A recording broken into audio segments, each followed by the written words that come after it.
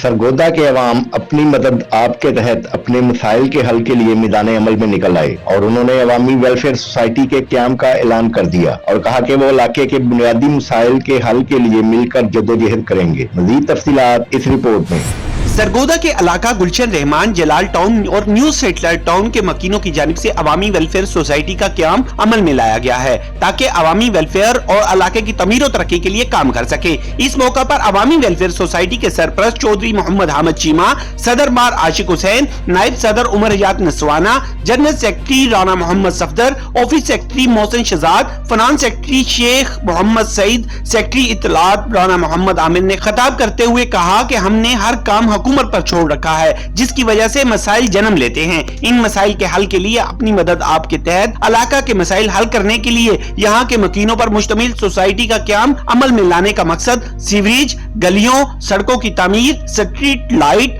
तालीम व सेहत की बुनियादी सहूलतों की फराहमी में हुकूमत की मामनत करना है। इलाका के लोगों ने हम पर जो एतमाद का इजहार किया है, इस एतमाद पर पूरा उतरने की कोशिश करेंगे। मसाइल एक दिन में हल नहीं होते, इनके हल के लिए वक्त दरकार है और इंशाअल्लाह जिस तरह लोगों ने इस सोसाइटी के क्याम में दिलचस्पी ली है, उम्मीद है कि सोसाइटी को कामयाब करवाने के लिए तमाम लोग हमारे साथ भरपूर तावन करेंगे और हम इन्हें यकीन दिलाते हैं कि इनके मसाइल के हल के लिए कोई कसर उठा नहीं रखेंगे।